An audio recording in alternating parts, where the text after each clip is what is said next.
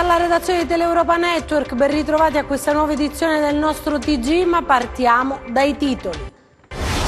Piano antincendi del Corpo Forestale dello Stato, attenzionata in particolare l'area protetta del Parco del Pollino, coinvolti i cittadini e le associazioni di volontariato, conferenza stampa questa mattina a Cosenza. Prima seduta del Consiglio Comunale a Rende, presentata dal sindaco Marcello Manna, la giunta che lo affiancherà nel lavoro amministrativo. Verso le regionali a Catanzaro un incontro promosso dal Movimento Officine del Sud a sostegno del candidato di Forza Italia Mario Chiuto.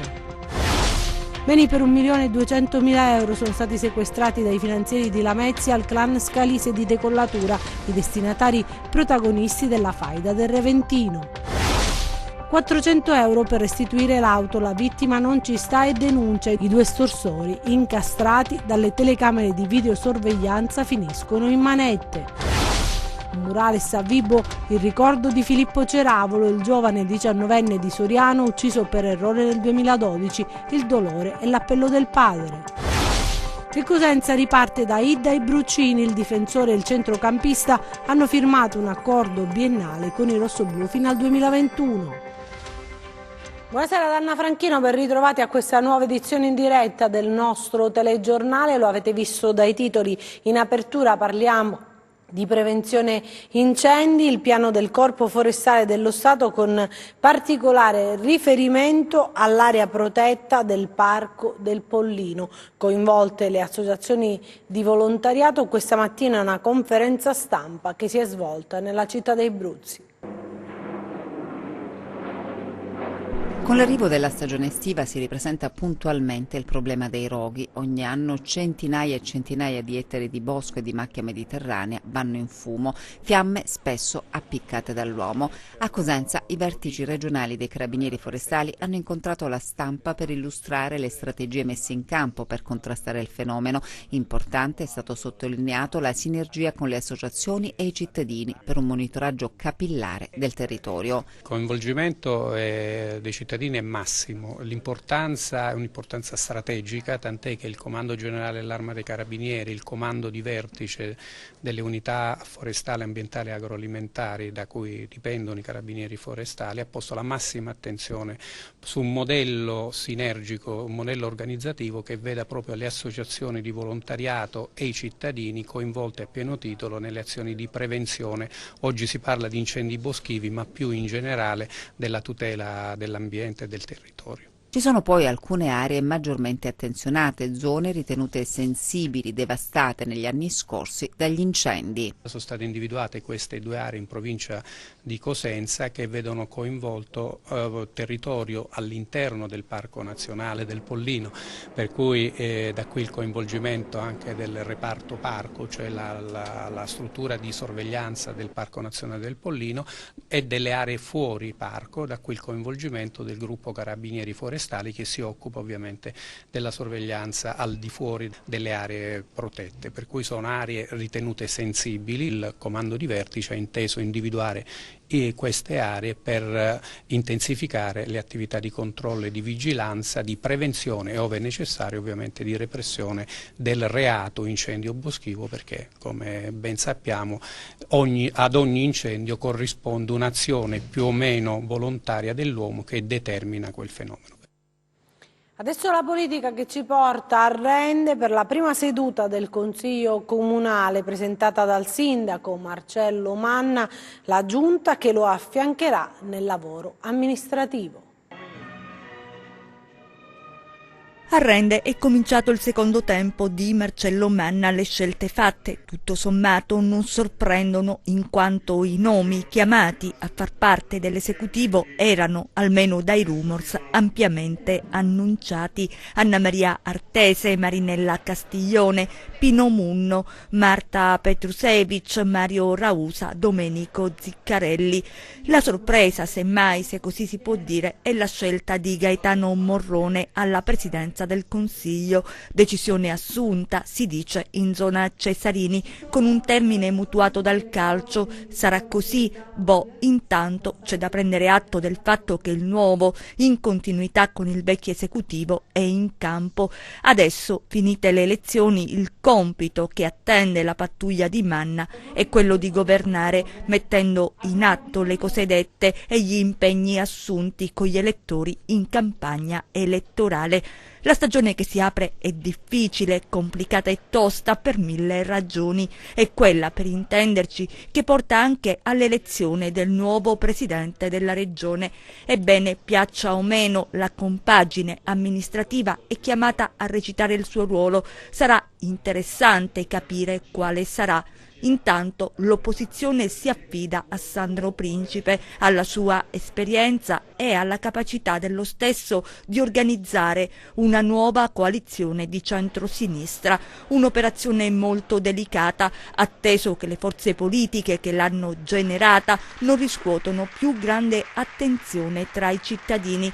La parola d'ordine è rinnovamento. Ecco appunto, il compito toccherà a Sandro Principe, che dovrà assumersi l'onere di rinvigorire la proposta politica del nuovo centrosinistra che ancora non c'è. E lo diceva la collega Rosalba Baldino proprio nel servizio, si parlava delle prossime regionali e appunto verso le regionali a Catanzaro c'è stato un incontro promosso dal movimento Officine del Sud a sostegno del sindaco di Cosenza Mario Occhiuto, al tavolo i sindaci di Catanzaro e Vibo Valentia, nel dibattito il progetto e i tempi. Officine del Sud a Catanzaro fa il punto sul regionalismo differenziato, una bella discussione, non c'è che dire. Gli occhi e le orecchie del pubblico presente in sala sono per Mario Occhiuto, seduto accanto a Sergio Abramo e alla sindaca di Vibo Maria Limardo. L'animatore dell'associazione Claudio Parente, consigliere regionale di Forza Italia.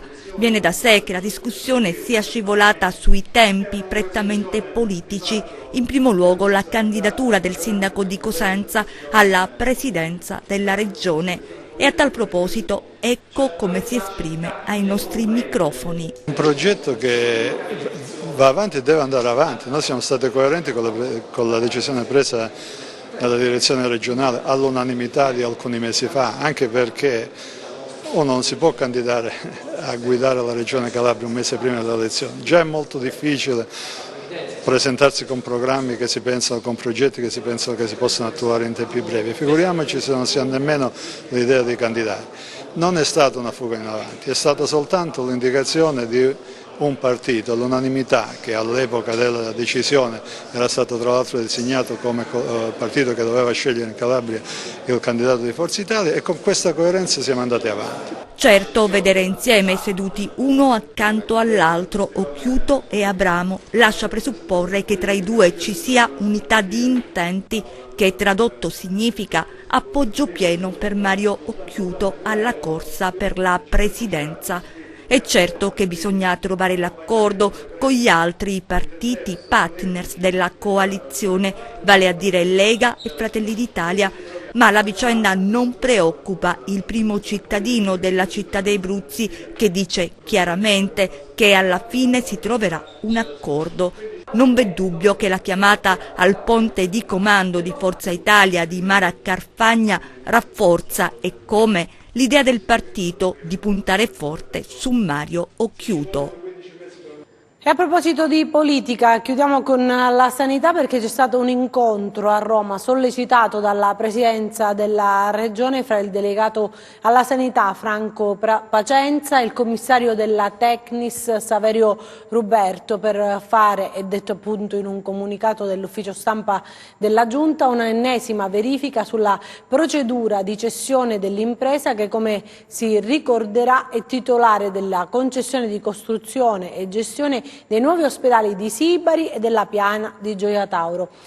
Si è dovuto appunto dare corso alla procedura suppletiva per poter pervenire alla cessione della Tecnix. Durante l'incontro il commissario ha riferito a Pacenza che è stata completata la nuova istruttoria e che si è proceduto ad una nuova aggiudicazione provvisoria che ha superato tutti i vincoli che hanno impedito il buon fine della precedente assegnazione. Parliamo invece adesso di istruzione, perché fra le migliori giovani università del mondo, nate appunto meno di 50 anni fa, 12 sono italiane. Si collocano infatti fra le prime 150 delle 352 considerate nella classifica proprio stilata dal Times The Young University Ranking 2019. Settima la Scuola Superiore Sant'Anna di Pisa, al 98esimo posto l'Università della Calabria, che precede quella di Brescia, l'Università Politecnica delle Marche e quella di Roma Tor Vergata e di Udine. Un risultato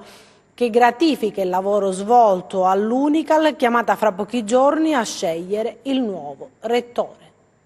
C'è una notizia passata, diciamo così, in secondo piano, di quelle che in gergo vengono definite fuori sacco, nel senso che non sono né da prima né da ultima pagina per importanza. Battuta dalle agenzie nella mattinata di ieri, si è persa tra i tanti lanci contenenti argomenti più tosti e di prossimità.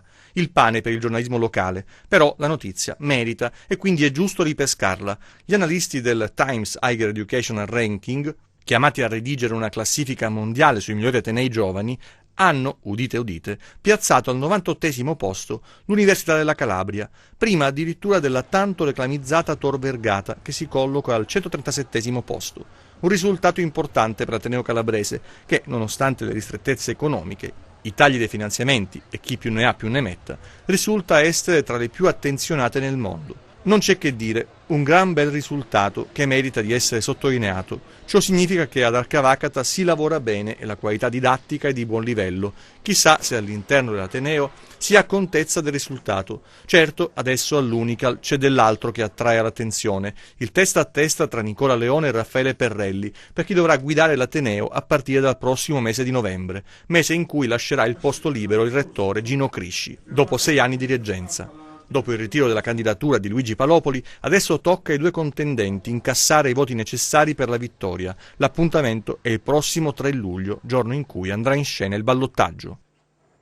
La cronaca adesso ci porta in Uruguay perché tutti i servizi di intelligence continuano e sono impegnati in queste ore nella caccia a Rocco Morabito, evaso domenica notte dal carcere centrale di Montevideo, mentre una delle linee investigative si muove sulla convinzione che il boss dell''ndrangheta di Reggio Calabria si trovi ancora nel territorio uruguaiano. Una fonte dell'intelligence ha detto appunto il quotidiano El País che 2 giorni prima dell'evasione di Morabito e di altri 3 detenuti tecnici del Ministero dell'Interno avevano portato via il cervello del sistema di telecamere fisse del penitenziario. Questo spiega perché non esistano appunto delle registrazioni video della fuga notturna attraverso il tetto dei 4 che hanno avuto varie ore di tempo per muoversi prima che l'accaduto venisse scoperto all'alba dalle guardie carcerarie. 2 arresti invece a Catanzaro per il classico caso del cavallo di ritorno. Stavolta i 2 soggetti di etnia rom si sono imbattuti in un proprietario risoluto che non ha ceduto al ricatto, denunciando ai carabinieri tutto ciò che stava avvenendo. La tecnica è sempre la stessa, cambiano autori, vittime e location. Già 2 anni fa a Catanzaro un'altra operazione aveva svelato un numero impressionante di episodi di cavallo di ritorno, il furto di auto finalizzato ad estorcere una somma di denaro in cambio della restituzione del mezzo. Stavolta i 2 soggetti che avevano architettato il classico colpo si sono imbattuti in una persona risoluta che non ha ceduto al ricatto nonostante le insistenze, ha ritrovato l'auto e denunciato l'accaduto ai carabinieri della stazione di Santa Maria, che hanno arrestato 2 persone di etnia rom. La scena si è svolta nel parcheggio di un supermercato. La vittima ha parcheggiato l'auto nuova di zecca e all'uscita non l'ha trovata più. È stato avvicinato dai 2 che si sono offerti di mediare con i presunti autori del furto, 2 tossici a loro dire, chiedendo 400 euro per portare a termine l'operazione di recupero dell'auto. L'uomo non ha accettato nonostante una lunga trattativa, sorprendendo i 2, abituati a chiudere l'affare in pochi minuti. È rimasto solo, si è messo a cercare il mezzo, ritrovandolo nei pressi del parcheggio leggermente danneggiato. Le indagini scattate dopo la denuncia hanno portato i carabinieri, anche attraverso l'analisi delle registrazioni dei sistemi videosorveglianza, ad identificare quali autori del furto della successiva tentata estorsione Cosimo Veneziano e Giovanni Passalacqua, di 58 e 27 anni, entrambi pregiudicati. Per i 2 è stata disposta la misura cautelare della custodia in carcere. E da Catanzaro a Crotone, dove si era nascosto sull'armadio per sfuggire all'arresto, uno stalker è stato appunto messo in manette a Crotone. L'uomo, un 53enne, si era invaghito di una ragazza di soli 23 anni e la perseguitava. È stata la giovane a denunciare quello che stava avvenendo. Si era nascosto sull'armadio per sfuggire all'arresto. Ecco il momento in cui gli agenti lo hanno trovato e arrestato. Protagonista un 53enne di Isola Caporizzuto, Marizzo Pugliese, finito in manette con l'accusa di stalking. L'uomo si era invaghito di una giovane donna, una 28enne, figlia di un suo amico. L'aveva conosciuta all'inizio del 2018 e da quel momento è scattata la sua ossessione. La pedinava, la minacciava perché la ragazza non aveva nessuna intenzione di allacciare una relazione con lui. La vita per la donna era diventata un incubo. Per sfuggire al 53enne si era anche trasferita a casa di amici. Tutto inutile. In un'occasione l'uomo avrebbe appiccato anche un incendio presso l'abitazione della vittima. A quel punto la ragazza si è recata in questura, dove ha raccontato tutto agli inquirenti. I poliziotti hanno verificato che l'uomo aveva precedenti per violenza sessuale, maltrattamenti, riduzione in schiavitù e sequestro di persona. La procura, vista la gravità della situazione, ha chiesto l'adozione della misura detentiva in carcere, ma quando i poliziotti sono andati ad arrestarlo non lo hanno trovato. Sono così scattate le ricerche per rintracciarlo. Alla fine gli agenti hanno accertato che l'uomo si era nascosto con la complicità dei parenti all'interno della sua abitazione, su un armadio. L'uomo è stato così ammanettato e trasferito nel carcere di Crotone. Adesso è finito l'incubo per la giovane vittima. Si è trattato di un'attività particolarmente invasiva che è stata fatta da parte delle forze di polizia. Questo è stato possibile anche alla dichiarazione formale della latitanza del soggetto che quindi, una volta dichiarato latitante, ha permesso di avere un ampio raggio d'azione da parte delle forze dell'ordine. Non è stato facile perché comunque abbiamo più volte registrato tutta una serie di spostamenti da parte del soggetto. In particolare mi riferisco ad una abitazione che era stata presa in affitto e che era appunto utilizzata dal Pugliese per poter sottrarsi all'esecuzione della misura cautelare. Abbiamo dati oggettivi che ci confermano il fatto che lui fosse lì presente, peraltro a dimostrazione del fatto che ci fosse una pervicace volontà da parte del Pugliese di sottrarsi alla cattura, del fatto che al momento del nostro ingresso nell'abitazione abbiamo trovato un documento che riportava la sua fotografia ma con generalità differenti, quindi artatamente proprio creato proprio per anche celare il rapporto di affitto, di locazione per meglio dire, con il soggetto che era assolutamente ignaro della persona a cui aveva affittato l'abitazione. Dopodiché ci sono stati successivi altri interventi e una volta che ieri abbiamo avuto la certezza che lui si trovasse in casa, da qui un ulteriore accesso con una perquisizione particolarmente dettagliata che ci ha permesso di trovarlo all'interno di questo rifugio di fortuna che era stato ricavato sopra l'armadio.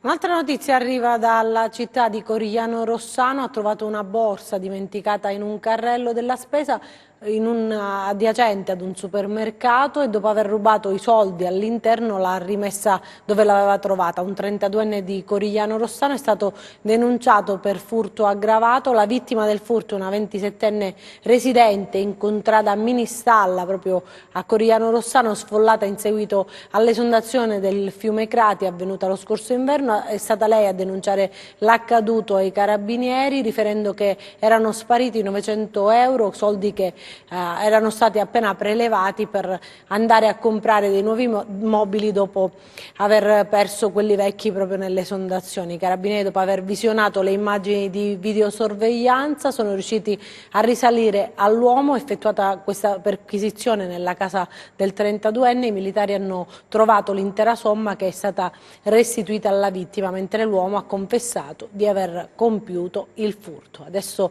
i nostri 100 secondi di cronaca.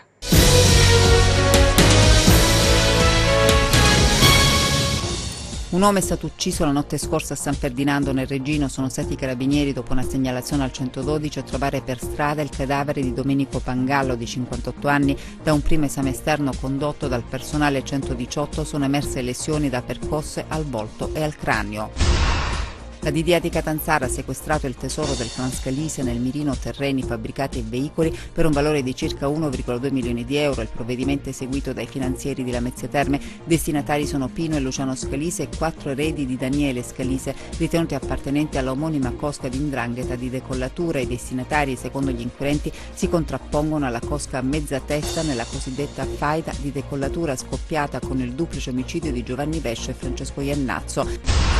È morto nel centro Grandi Ustionati di Catania, dove era ricoverato in gravi condizioni dal 17 giugno Saverio Colloca, 47enne di Paravati, che era stato investito in pieno da un'esplosione provocata da una fuga di gas in un negozio per parrucchieri nel quale stava effettuando alcuni lavori.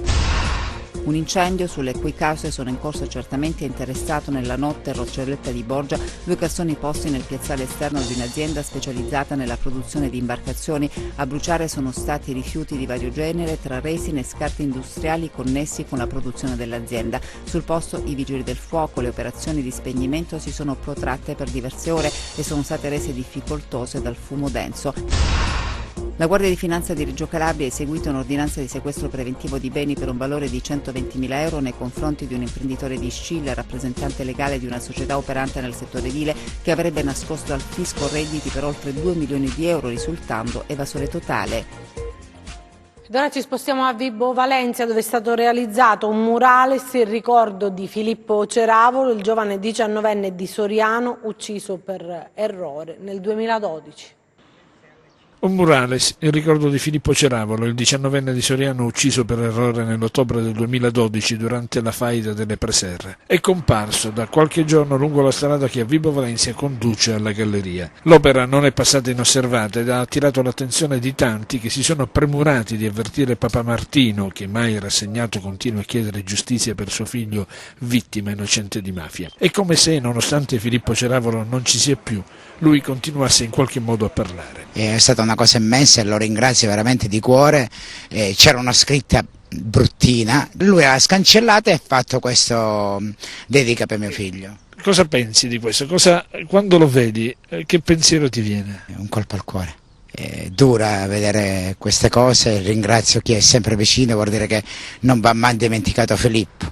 Mi auguro che non lo dimentica la procura, che sarebbe ora di portare a termine questo lavoro. Qua non stiamo cercando di avere una giustizia di un ragazzo, chiediamo l'apertura del caso a più breve possibile e portare a processo questi assassini, perché non può funzionare così il sistema. La realizzazione dell'opera è stata curata da un giovane artista vibonese, Luciano Gagliardi, che Papa Martino ha voluto incontrare proprio sul posto dove il murales è stato realizzato.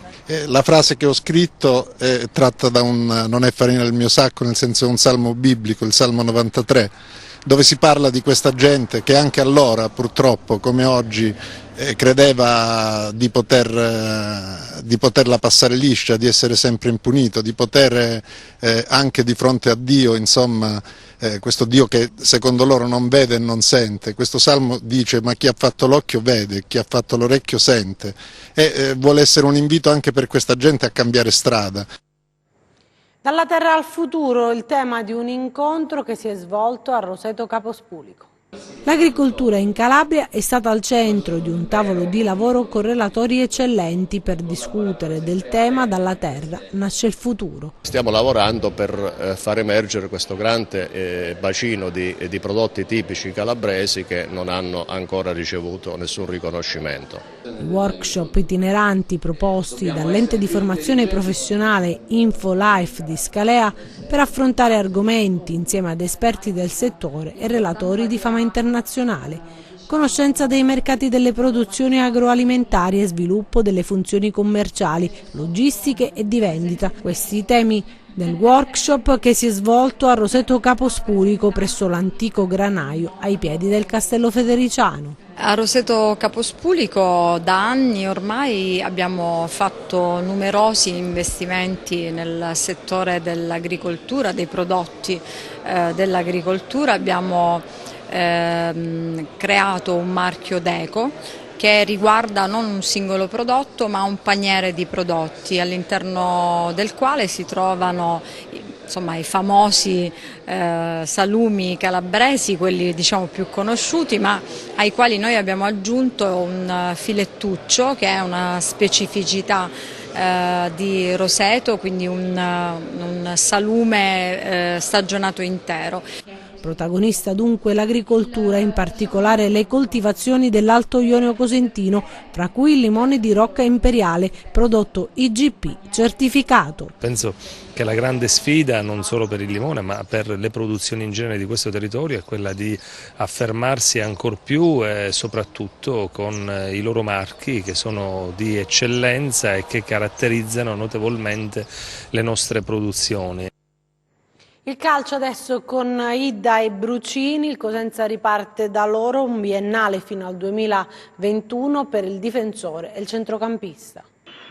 Sono Idda e Brucini le due riconferme per il prossimo torneo del Cosenza Calcio. Il difensore e centrocampista rossoblù hanno raggiunto l'accordo per il rinnovo contrattuale che li terrà legati ai lupi fino al 30 giugno 2021. Sono i primi rinnovi di questa fase di calciomercato che riguarda il campionato di Serie B del Cosenza. Vedremo cosa succederà nei prossimi giorni, visto che da lunedì 1 luglio si aprirà ufficialmente la sessione estiva del calciomercato che, siamo certi, riserverà sorprese per tutte le formazioni calabresi. Il Crotone, dopo la firma di Rutten, sonda il terreno per poter partire il prossimo 11 di luglio per il ritiro con una rosa quasi al completo, mentre Budimir è stato ceduto a titolo definitivo al Deportivo Mallorca, che ha esercitato il diritto di opzione per l'acquisto. In Serie C sono state diramate le date di inizio dei tornei. Si partirà il 25 agosto 2019 per terminare la stagione il 26 aprile 2020. 4 i turni infrasettimanali previsti, ancora da definire, mentre dal 29 dicembre al 5 gennaio le partite saranno ferme per la sosta invernale. È successo sull'Alto Tirreno Cosentino per Calabria Orienteering 2019. È partito il Calabria Orienteering 2019, la settimana di attività sportive outdoor nei borghi e nei parchi calabresi. Atleti appassionati provenienti da tutta Europa nei territori dell'Alto Tirreno Cosentino e del Parco Nazionale del Pollino si sono dati appuntamento per la prima edizione di questo evento che unisce le vacanze allo sport outdoor e interessanti momenti di slow tourism. Accompagnati da 2 gare, 2 tappe di Coppa Italia che la federazione ci ha lasciato organizzare in questo periodo, e si tratta di una gara sprint nel borgo di Orsomarso e di una gara long nei boschi di Saracena nel Parco Nazionale del Pollino. L'evento, unico nel suo genere in Calabria, è organizzato dalla Polisportiva Valle Argentino con il coinvolgimento a vario titolo di numerosi enti e dei comuni di Cetraro, Orsomarso, Saracena e Scalea. Lo sport fatto nel centro storico, immerso nella natura. Orsomarso ha queste peculiarità che lo rendono caposaldo del nuovo filone di turismo sportivo grazie all'orienteering. Lo abbiamo appoggiato, sono ormai anni che vi lavoriamo e credo che la 4ª gara di Coppa Italia sia il raggiungimento di un obiettivo sognato e finalmente ottenuto. L'evento rappresenta un'interessante e innovativa proposta di turismo slow capace di coniugare lo sport a momenti di relax al mare per vivere un'esperienza autentica di scoperta delle ospitalità della gente di Calabria. Abbiamo ospitato oggi con questa grande manifestazione oltre 200 atleti provenienti da ogni parte d'Italia, e abbiamo messo loro a disposizione quello che abbiamo, quindi le nostre bellezze naturalistiche, il nostro borgo, le nostre eccellenze enogastronomiche. Prima di vedere il meteo, un appuntamento in chiusura domani alle 20:45 al Pala Cultura di Rende, lo spettacolo dal titolo New York, New York, protagonisti i pazienti malati di Parkinson. L'evento è organizzato dall'Associazione Parkinsoniani di Cosenza, lo spettacolo è l'esito del laboratorio teatrale condotto da Rosanna Micciuli. Adesso vediamo le previsioni del tempo.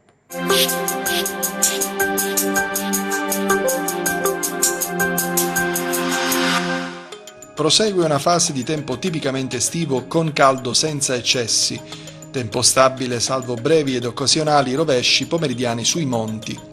Domani soleggiato su tutto il territorio, nelle ore centrali possibili brevi ed isolati rovesci su Pollino Occidentale e Sila, temperature stazionarie. Domani mari calmi o al più poco mossi con venti deboli e regime di brezze.